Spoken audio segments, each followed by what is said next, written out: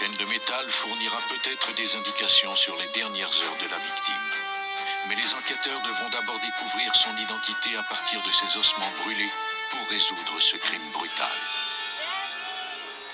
Le boisé à l'arrière d'une maison au Tennessee devient le théâtre d'un acte abominable.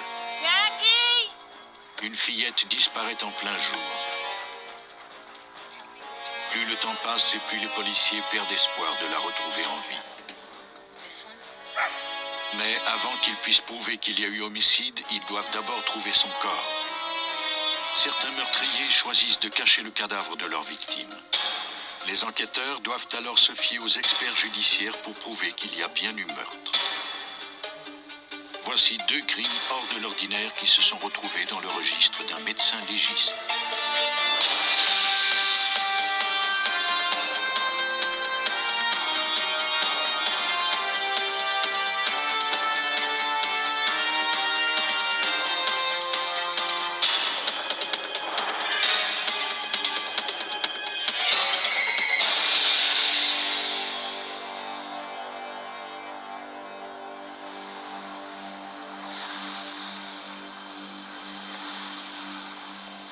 Dans cet épisode, certains noms ont été changés. La côte ouest de la Floride est renommée pour ses paisibles plages qui donnent sur le golfe du Mexique. Il fait bon vivre dans cette région. Mais le 4 mars 1999, la tranquillité d'Okaloosa County serait ébranlée à jamais. Cet après-midi-là, l'enquêteur Stan Griggs du bureau du shérif d'Okaloosa County fut dépêché dans un secteur boisé. Au cours de leur jeu, des enfants avaient trouvé un cadavre. Prise de panique, la mère de l'un d'eux avait téléphoné à la police. Au cours de ses 15 ans au sein de ce service de police, Griggs n'avait jamais rien vu de tel. Il y avait un cadavre calciné qu'on avait attaché à un arbre avec de la corde et des chaînes. On était incapable de dire s'il s'agissait du corps d'une femme ou d'un homme. Les enquêteurs ratissèrent la scène à la recherche d'indices sur l'identité de la victime et sur quoi que ce soit qui leur indiquerait pourquoi elle était morte dans des conditions aussi violentes. Même si la scène du crime était couverte de débris, les indices matériels étaient rares.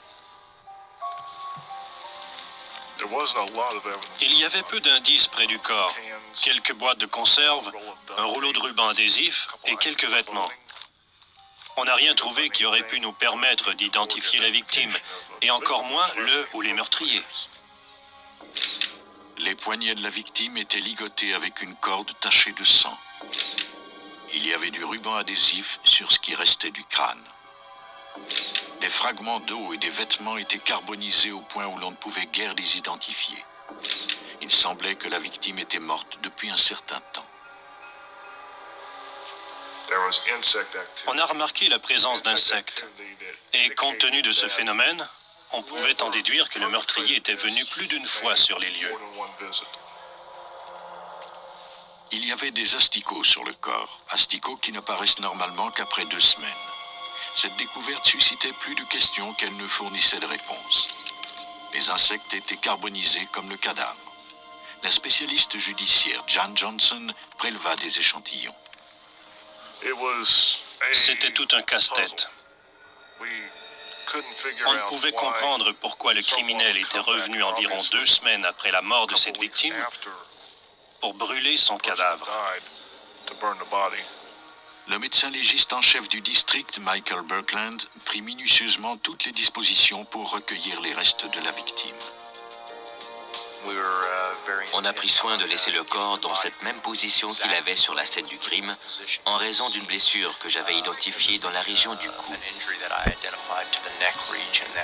Il était primordial qu'on laisse le cou dans cette position pour que je puisse en faire des radios. On transporta la dépouille à la morgue pour une autopsie. Les indices recueillis sur la scène du crime furent envoyés au service judiciaire de la police d'État de la Floride. Aucun d'entre eux ne permit d'obtenir des indications valables. Les autorités n'avaient aucunement progressé pour identifier la victime ou son meurtrier. Après examen, on put toutefois conclure que la victime était un homme d'âge adulte qui mesurait moins d'1,80 m. Michael Birkland devait maintenant trouver la cause de sa mort. Quand on a reçu la dépouille, on a effectué des radios pour trouver des projectiles ou tout autre corps étranger dans le cadavre. On n'a trouvé aucune trace de coup de feu, de coup de couteau ou de quoi que ce soit d'autre. Les radios nous indiquaient qu'il y avait de nombreuses fractures aux extrémités supérieures du corps, ce que nous appelons des blessures défensives, qui sont produites lorsqu'on soulève les bras devant soi pour se protéger des coups. On a également remarqué des fractures importantes à la base du crâne. Birkland en conclut que la victime avait été tuée par un coup porté à la nuque avec un objet contondant. Le rapport d'autopsie fit état d'un meurtre brutal. Il permit de reconstituer en partie les événements. Quand on transporte un cadavre à un endroit pour s'en débarrasser, il n'est pas nécessaire de le ligoter, de le bâillonner ou de l'attacher à un arbre avec une chaîne. Le simple bon sens nous laissait donc présumer que la victime était en vie lorsqu'on l'avait emmené dans le bois après lui avoir infligé des blessures. Cette personne était plutôt costaude et pour la soumettre, le meurtrier avait sûrement dû se battre avec elle. De plus, il va de soi qu'on n'enchaîne pas à un arbre une personne déjà morte. Mais Birkland était toujours intrigué par la présence des insectes. À voir les nombreuses générations d'asticots sur la dépouille, il en conclut que la victime était morte depuis environ 1 mois. L'indice le plus révélateur, c'était les asticots carbonisés. Cela signifiait que ceux-ci s'étaient trouvés sur le corps pendant un certain temps, assez pour croître, et qu'ensuite, quelqu'un était revenu sur les lieux et avait mis le feu au corps. Cela nous indiquait que celui qui avait abandonné la victime à cet endroit était revenu sur les lieux par la suite. La prise d'empreintes digitales fut ardue car les mains avaient été endommagées par le feu, mais il restait encore assez de tissu sain sur le pouce droit de la victime pour obtenir une empreinte. Par chance, un des doigts était moins carbonisé et l'on pouvait y distinguer des particularités propres à cette personne. Il nous était donc possible de tenter une identification. On procéda à des comparaisons au laboratoire judiciaire de la Floride. L'enquêteur Griggs poursuivit ses recherches pour identifier la victime. Le rapport d'autopsie indiquait qu'elle était morte vers le 1er février. Il vérifia les rapports de personnes disparues. On a fait parvenir un bulletin à tous les services de police pour leur signaler qu'on avait trouvé un corps et pour leur demander de vérifier si cela correspondait à l'un de leurs cas de personnes disparues. L'un des dossiers était intéressant. On avait signalé la disparition d'un employé de restaurant le 13 février 1999. Cordell Richards était un homme de 32 ans d'origine asiatique. La dernière fois qu'on l'avait vu, c'était aux environs du 3 février. On a contacté le service de police de Fort Walton et ils nous ont dit qu'une amie avait signalé la disparition de Cordell Richards. Il s'était rendu chez lui pour vérifier s'il était là et y avait rencontré des jeunes gens qui avaient déclaré ignorer où il se trouvait. Une jeune étudiante du nom de Crystal Mestos louait une chambre de Cordell. Ron Bell, âgé de 17 ans, était son petit ami. Les deux adolescents confirmèrent que Cordell était parti au début du mois de février, mais ils ignoraient la raison de son absence. Is there anybody else in the house? Just us two now. Do you mind if I take a look? Good. Sir, could you have a seat over here? Ron Bell et Crystal Mistus nous répétaient toujours la même histoire. Cordell Richards avait disparu après avoir reçu des papiers de la cour. Selon eux, il avait rempli plusieurs sacs noirs et le lendemain, ces sacs avaient disparu avec lui. Il ne l'avait pas revu depuis. What's your first name again? Crystal. Crystal, could you do me a favor? Les déclarations des adolescents étaient suspectes. Let me know. Sure. Okay, here's my card. All my information is on the card. Okay. Okay. Le détective Griggs décida d'interroger l'ami de Cordell Richards qui avait signalé sa disparition.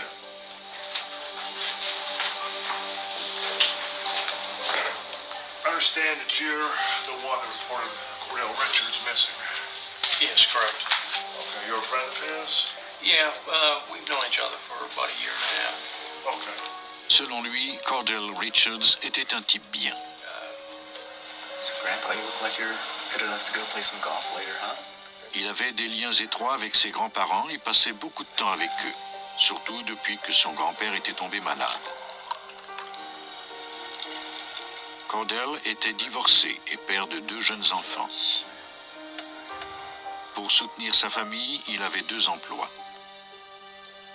Everybody I talked to Tous ceux à qui j'ai parlé de Cordell Richards m'ont dit que c'était un homme responsable et travaillant. Il avait eu plusieurs boulots et ses patrons disaient tous de lui qu'il était très fiable. Les enquêteurs croyaient maintenant pouvoir donner un nom à leur victime qui était restée anonyme depuis des semaines. Cordell Richards.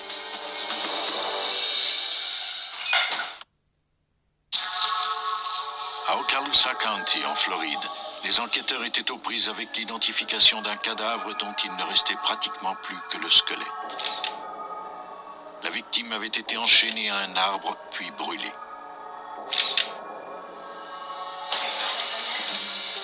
Après avoir vérifié les rapports de personnes disparues, le bureau du shérif avait trouvé un cas qui pouvait être relié à l'affaire.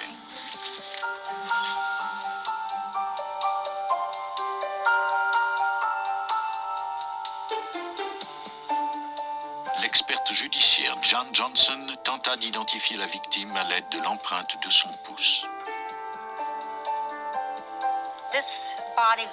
Le corps était dans un état de décomposition avancé. Et de plus, il était calciné. J'étais bien surprise de constater qu'il restait assez de crête sur le bout d'un de ses doigts pour permettre une identification.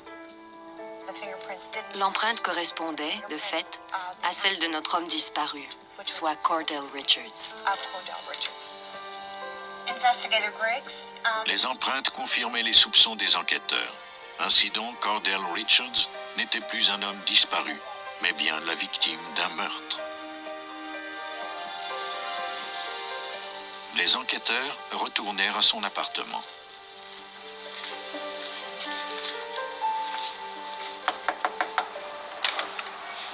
How you doing? Hi. Stan Griggs with the Sheriff's Office. Can we speak to you for a minute? Sure. Can we come on in? Yeah. Crystal Mestes répondit à la porte. What's going on? I need to ask you a few questions about Cordell Richards. Yeah, I rent a room for him. You do? Which room? The one right there.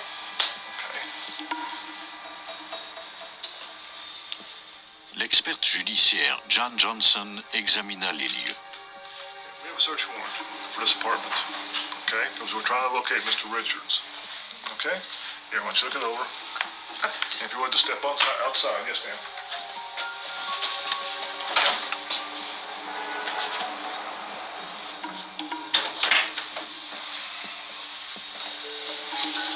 It was sparse. Il y avait là quelques objets que, d'habitude, on ne laisse pas derrière soi quand on quitte un lieu. The average person wouldn't leave behind.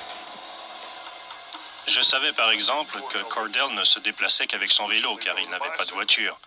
He didn't Et drive. pourtant, son vélo était chez lui. C'était un petit indice, mais qui avait tout de même une certaine valeur. Griggs se demanda si Cordell n'avait pas été entraîné à l'extérieur de chez lui de force. À l'œil, je n'ai décelé aucune trace de sang.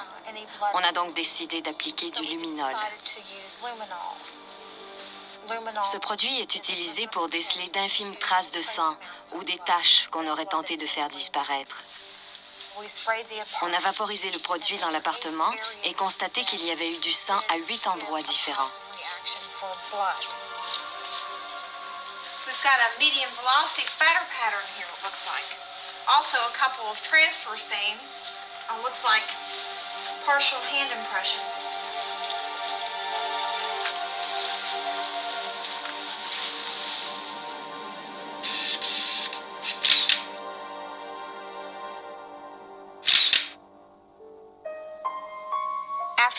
Après avoir photographié les éclaboussures, je recueille le sang sur des cotons-tiges humides que j'envoie au laboratoire pour qu'on procède à des analyses d'ADN. Les résultats nous ont ensuite indiqué que c'était bien le sang de Cordell Richards. Au labo, Johnson tenta de découvrir comment le sang avait pu créer de telles éclaboussures sur les murs. À l'aide d'éponges imbibées de sang, elle reproduit les taches en secouant l'éponge à une vitesse moyenne sur des feuilles de papier. À cette vitesse, la tache produite mesure de 1 à 3 mm. On associe ce genre de tache à un traumatisme assez violent fait avec un objet contondant. On disposait maintenant de la preuve que Cordell Richards avait été sauvagement battu dans son appartement. Mais pour trouver son meurtrier, on devait d'abord découvrir le mobile de ce crime. Les détectives vérifièrent s'il y avait des cas d'entrée par effraction dans le quartier. Mais ce n'était pas le cas. De fait, au cours des dernières années, il n'y avait eu que peu de vols dans le secteur. J'ignorais pourquoi on avait tué Cordell Richards. Il pouvait avoir contracté des dettes de jeu et devoir de l'argent. C'était une possibilité. Mais il ne semblait pas qu'on soit entré chez lui par effraction, en le choisissant au hasard. Les enquêteurs ratissèrent le quartier près de l'endroit où l'on avait trouvé le corps. Une femme déclara avoir aperçu une voiture garée près du bois environ un mois plus tôt.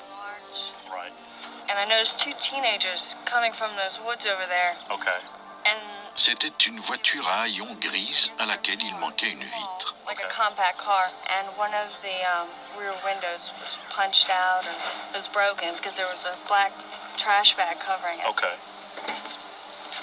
Le lendemain, les enquêteurs trouvèrent Ron Bell et Crystal Mestos au moment où ceux-ci s'apprêtaient à monter à bord d'une voiture grise qui correspondait à la description fournie par le témoin. Bell confirma qu'il était propriétaire de cette voiture. Yeah, I met him a few times and I've come to pick her up. You know Cordell Richards, ma'am? Yeah, I rent a room from him. Okay. What happened to your window on the vehicle? Had a burglary a couple of weeks ago. Les preuves commençaient à s'accumuler. Les deux adolescents connaissaient Cordell Richards. La voiture de Bell avait été aperçue près de la scène du crime et c'est le sang de la victime qu'on avait trouvé sur les murs de l'appartement où Crystal vivait également. Ces éléments permirent d'obtenir le mandat de fouiller la voiture. On procéda à un examen détaillé de l'auto, après quoi on appliqua de la poudre pour relever les empreintes digitales. On ne trouva toutefois aucun indice reliant le véhicule à la victime. Les enquêteurs questionnèrent ensuite les responsables de l'école que fréquentait Ron Bell. I did note that he was gone from the 2nd to the 5th straight, and then quite a few. Il avait été absent pendant quelques jours au début du mois de février. Come on in. Ted Mazzo, un de ses camarades, confirma que Ron Bell lui avait emprunté sa camionnette à 2 reprises au cours de cette période. You don't mind answering any questions or anything I have today? No, sir. Okay. Mais Mazzo n'était pas le seul à avoir des informations sur Bell. Oh, what can you tell me about Cordell Richards? He told us that Ron Bell Paul Martin nous a confié que Bell lui avait demandé de trouver le mot de passe d'un ordinateur. on a computer. Il m'a ensuite décrit cet appareil, de même que la disposition des pièces de l'appartement de Cordell Richards. Cordell Richards' apartment. Ron et Crystal voulaient se brancher sur Internet, mais ils avaient été incapables d'aller au-delà du mot de passe. Ils avaient alors demandé à Paul Martin de tenter sa chance. Can't you get a ride home or something? Try something else. Yeah, you gotta help us with some bags. Just keep working on that till we get back. Paul avait alors remarqué que tous les dossiers de l'ordinateur étaient au nom d'un certain Cordell. Leave it alone, man. It's not gonna work. Mike, it's not gonna work. Let's go.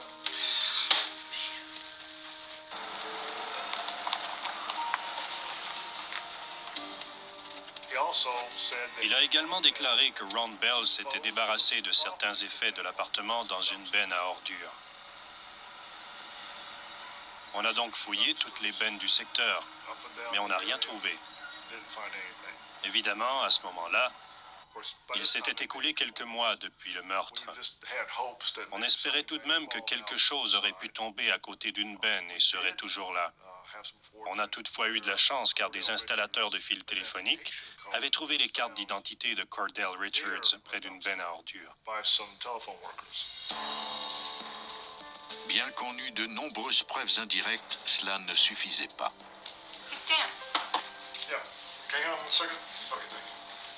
Sans témoins pour relier tous ces indices les uns aux autres, les détectives ne pouvaient consolider leur enquête.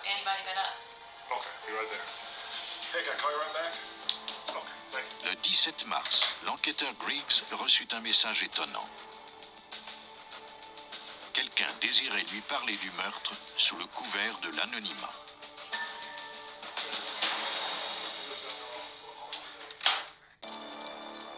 Cordell Richards, 32 ans, avait été brutalement assassiné. Son corps était calciné au point que le médecin légiste avait eu du mal à déterminer la cause de sa mort.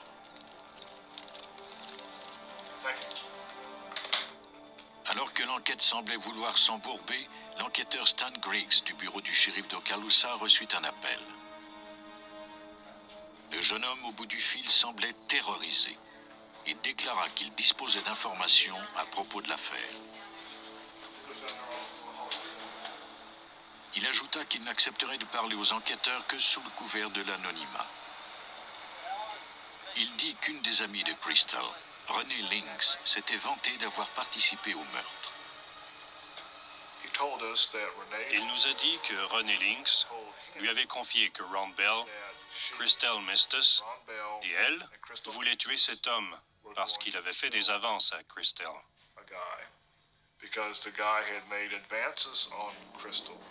Renée et Crystal avaient décidé de le séduire.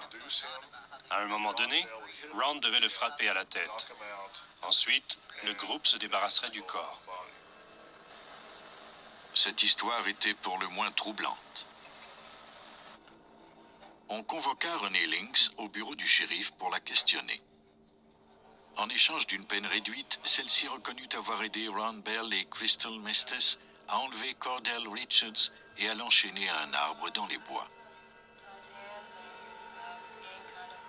Mais comme Cordell Richards était encore vivant après qu'ils l'eurent battu et brûlé, ils étaient partis acheter un couperet à viande dans un magasin de vente au rabais pour l'achever.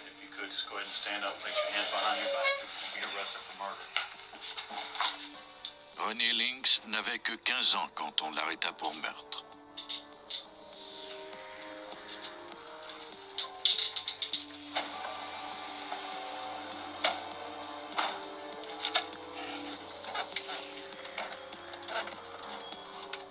On procéda également à l'arrestation de Crystal Mistus et de son petit ami Ron Bell.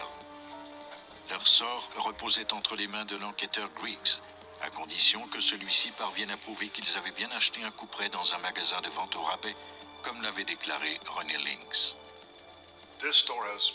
Ce magasin était équipé de bonnes caméras de sécurité. On disposait ainsi d'un enregistrement où l'on voyait Ron Bell, Crystal Mistus et Renée Lynx, qui non seulement venaient acheter le couperet, mais qui le rapportaient ensuite pour obtenir un remboursement.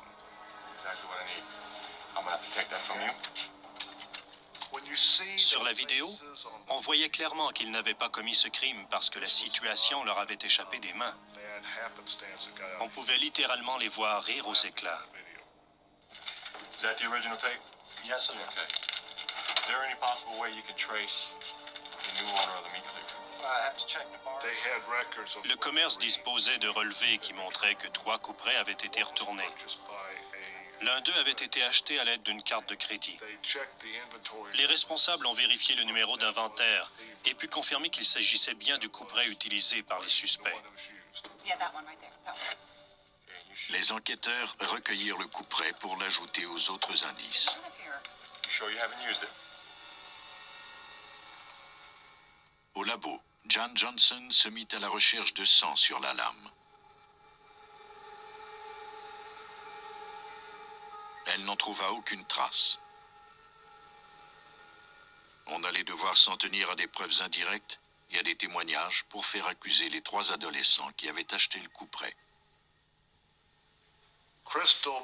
Crystal Mistus nous a donné une version très sommaire du meurtre de Cordell Richards.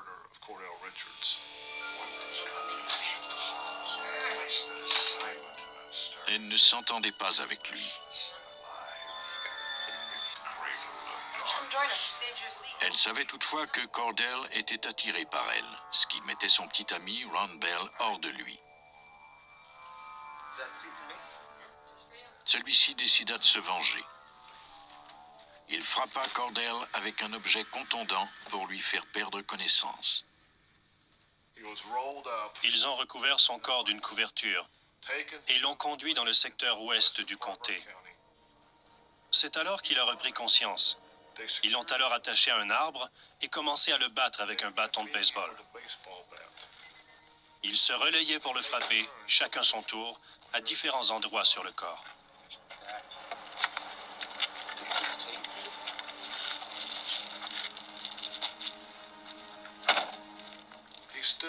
Il gémissait toujours, même s'il était inconscient. Kid laissant sa briquet, il a aspergé Cordell Richards de ce liquide et il a mis le feu. Le lendemain, ils sont retournés à cet endroit. Cordell Richards était toujours en vie. Il gémissait en demandant de l'aide. Ils se sont alors rendus à ce magasin où ils ont acheté le couperet et sont retournés dans les bois pour l'achever.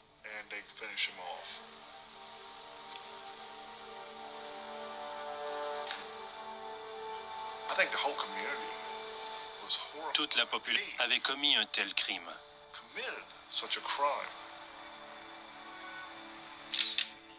Crystal Mistus a été condamné à la prison à vie sans possibilité de libération conditionnelle. Ron Bell purge actuellement une peine d'emprisonnement à vie pour son rôle dans le meurtre. Tous deux ont été jugés comme adultes.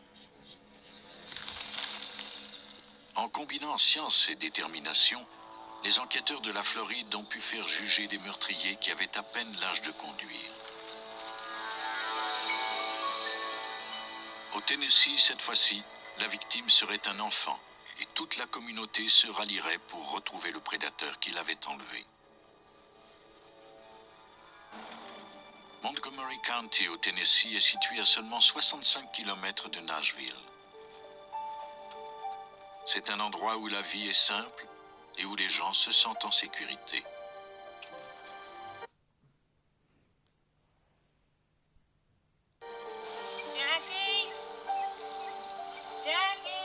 Mais au cours de l'après-midi du 8 juillet 1996, Jeannie Meyer apprit ce que signifiait avoir peur. Elle était en retard pour le rendez-vous chez le dentiste de son fils. Jackie, sa fille, se trouvait dans le boisé derrière la maison où elle cueillait des mûres. L'impatience de Ginny se mua rapidement en sentiment de panique. Sa fille d'à peine 9 ans avait disparu. Can you describe her to me? She's 9 years old. She had a pink shirt on, and she had her favorite... Les agents du service de police de Montgomery County répondirent à l'appel. Jackie Beard mesurait 1,37 m. Elle avait des cheveux blonds cendrés et des yeux bleus. Elle portait un chandail rose et des jeans. Ginny tentait de se rappeler si quelque chose d'anormal s'était produit depuis peu. Elle se rappelait avoir aperçu un étranger dans le quartier.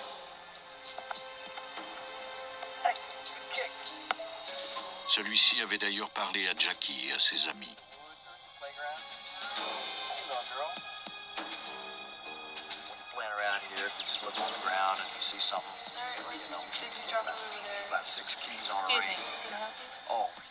L'homme s'était identifié comme étant Tommy Robertson, un policier des services secrets. Il lui dit qu'il avait égaré son trousseau de clés quelque part dans le quartier. I appreciate it. If y'all see my keys around here, just call the police department. Okay. All right? Thank you, ma'am. I appreciate it.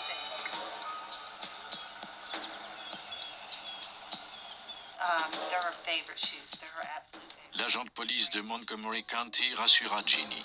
La plupart du temps, les enfants disparus rentrent chez eux d'eux-mêmes. Entre-temps, il ferait tout ce qui était en son pouvoir pour qu'on retrouve la petite Jackie.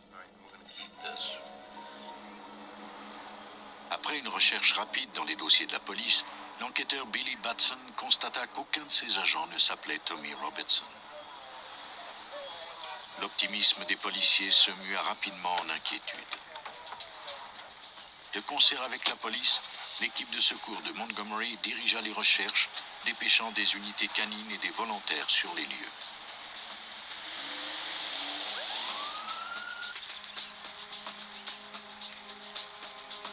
On ratissa les bois à la recherche de tout indice révélant le passage ou la présence de la fillette. Billy Batson, enquêteur du service de police de Montgomery, essayait de ne pas perdre espoir. C'était un cas d'enfant disparu à ce moment-là. On a effectué des recherches avec des chiens et aussi avec les volontaires qui s'étaient proposés pour nous aider. Nous avions encore l'espoir de la trouver saine et sauve près de chez elle. En se servant de la maison de Ginny Meyer comme point de départ, les enquêteurs se dispersèrent. On fouilla les bois pendant plusieurs heures. Plus le temps passait et plus on se mit à penser que Jackie avait été enlevée. Peut-être l'attention des médias permettrait-elle aux enquêteurs de trouver Jackie et l'inconnu qui l'avait vraisemblablement enlevée dans son jardin. Le lendemain, quand l'information s'est retrouvée dans les journaux, on a reçu plusieurs appels téléphoniques à propos d'un certain Glenn Rogers. Celui-ci correspondait à la description qu'on avait donnée du suspect dans les journaux. Et les gens qui nous ont appelés ont suggéré qu'on effectue au moins des vérifications sur ce type. On dépêcha des policiers chez Rogers pour qu'ils le ramènent au poste pour un interrogatoire. Celui-ci déclara que même s'il s'était bien trouvé dans le quartier de Ginny Meyer le jour de la disparition de Jackie, il n'avait pas vu la fillette. Il n'était venu là que pour chercher ses clés. Les policiers ne crurent pas un mot de son histoire, et les résultats du test au détecteur de mensonges qu'on lui fit subir confirmèrent leurs soupçons. Selon ces résultats, il avait menti.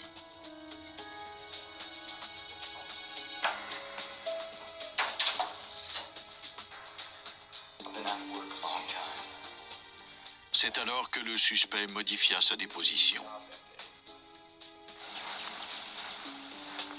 Il déclara qu'après avoir constaté que ses clés n'étaient pas là, il était retourné à sa voiture.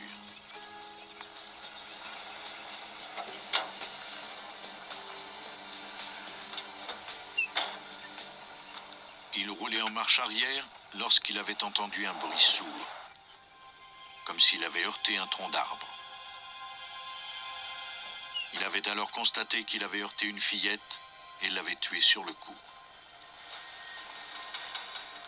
Rogers avait été pris de panique car il savait qu'avec son lourd passé judiciaire, personne ne croirait qu'il s'agissait d'un accident.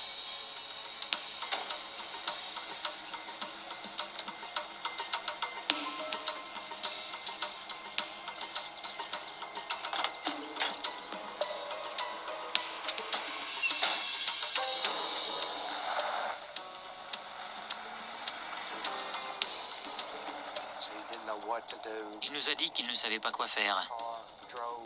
Il est monté dans sa voiture et il est parti. Il est arrivé au pont de la rivière Cumberland, pas très loin du quartier de Jackie. C'est alors qu'il est descendu de voiture, qu'il est allé ouvrir la portière du côté du passager, qu'il a saisi le corps de la fillette et qu'il l'a lancé dans la rivière. L'escouade de secours de Montgomery et celle des comtés voisins furent dépêchés à la rivière Cumberland. On se mit à la recherche de preuves matérielles, preuves qui étaient nécessaires pour démontrer que Jackie n'était pas morte accidentellement comme l'avait affirmé Rogers. Malgré des recherches intensives, les enquêteurs revinrent bredouille. Il n'y avait aucune trace de Jackie. Les policiers devaient retourner voir la seule personne qui savait où se trouvait la fillette, Glenn Rogers. Tennessee, une fillette de 9 ans avait disparu depuis quelques jours. William Glenn Rogers, un repris de justice, avait déclaré avoir heurté accidentellement Jackie Beard avec sa voiture. Saisi de panique, il avait ensuite jeté son corps dans une rivière. On ne trouva aucune trace du corps de la fillette. Les enquêteurs soupçonnaient Rogers de leur avoir menti. Ils appelèrent sa femme pour l'interroger. Celle-ci reconnut que dans la soirée du 8 juillet, son mari était sorti pendant quelques heures. Elle s'en souvenait nettement car elle était en colère contre lui à ce moment-là. Rogers était rentré plus tard que d'habitude à la maison.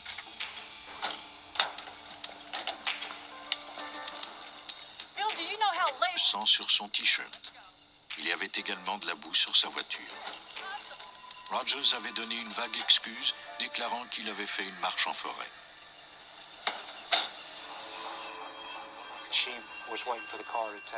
Elle attendait son retour pour conduire ses petits-enfants à une réunion d'école sur le pare-brise du côté du passager. Le détective, et si elle permettait de prouver que Jackie Beard était toujours en vie quand Rogers l'avait emmené dans sa voiture. Pour ce faire, il devait examiner de près le véhicule du suspect. Une équipe judiciaire le fouilla centimètre par centimètre. Pour une vieille voiture, elle était d'une propreté suspecte. Rogers l'avait nettoyée de fond en comble, si bien qu'on n'y trouva aucun indice de la présence de Jackie Beard. Déçu, Batson interrogea Rogers à propos des divergences entre sa version des faits et celle de sa femme.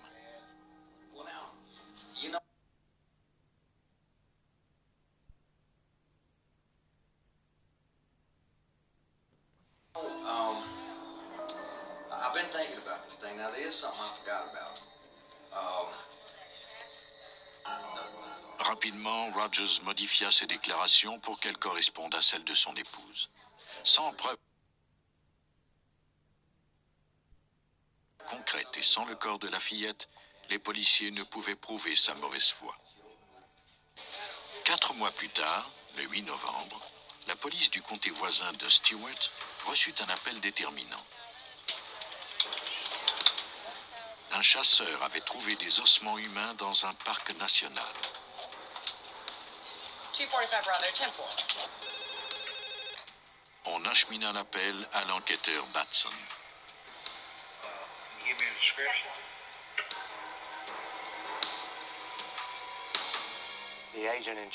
L'agent responsable du parc avait entendu parler de notre enquête. Il m'a appelé et m'a décrit des vêtements qu'il avait trouvés là-bas. J'ai tout de suite su qu'il s'agissait vraisemblablement de Jackie.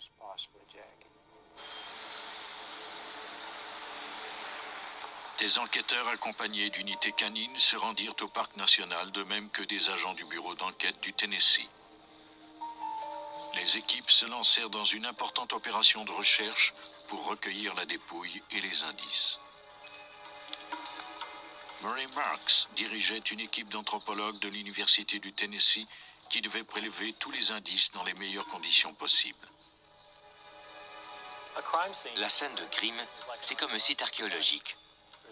Pour faire des fouilles, on ne peut creuser le sol qu'une seule fois. Cette scène de crime se trouvait dans un secteur rural, densément boisé, mais les feuilles étaient tombées. Souvent, cela rend les recherches un peu plus difficiles.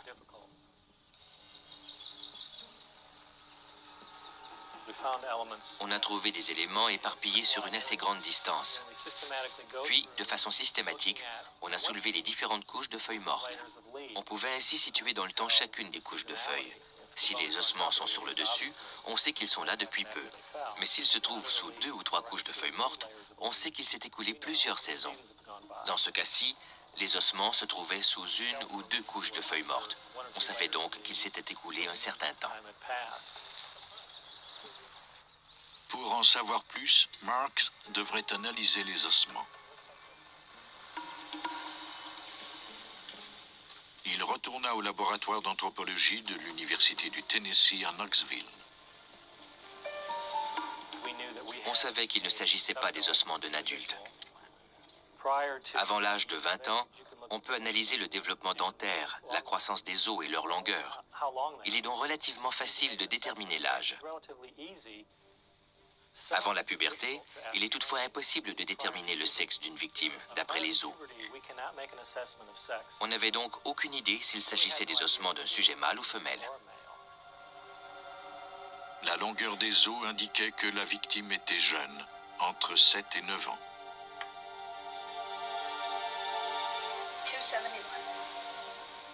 Marks en vint à la conclusion que ces ossements pouvaient être ceux de la fillette. Elle était morte de 3 à 9 mois plus tôt, soit au cours d'une période qui correspondait tout à fait au moment de la disparition de Jackie Beard. On n'a vu aucune marque de coupure qui aurait indiqué qu'elle avait reçu des coups de couteau.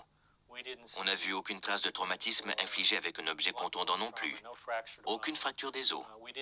Quant aux ossements du cou, qui nous auraient indiqué si elle avait été étranglée, on ne les a pas trouvés.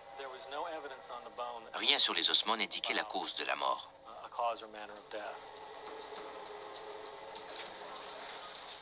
Maintenant, les enquêteurs espéraient pouvoir identifier la dépouille. On a comparé l'ADN de la mère de Jackie à celui de la victime et les résultats se sont révélés positifs. L'identification des ossements était une étape importante. Mais il manquait toujours à Batson les preuves matérielles de l'implication de William Glenn Rogers dans la mort de Jackie Beard. Une fois encore, c'est la science qui fournit les réponses. Après avoir recueilli ces vêtements, on les a envoyés au laboratoire judiciaire de l'État du Tennessee pour analyse.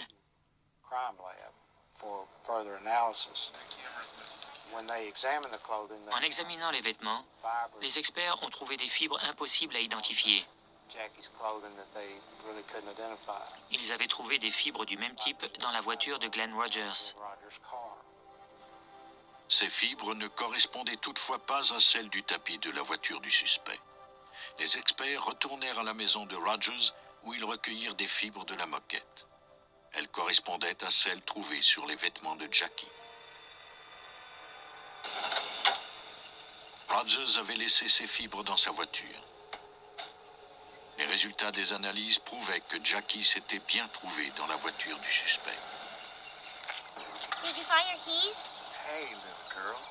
Les enquêteurs de Montgomery County croient que le 8 juillet 1996, Glenn Rogers a attiré la petite Jackie dans sa voiture après lui avoir fait croire qu'il était policier. Il l'a ensuite conduite dans un endroit isolé où il l'a violée avant de la tuer. Plus tard, il a caché son corps dans un secteur isolé du parc national.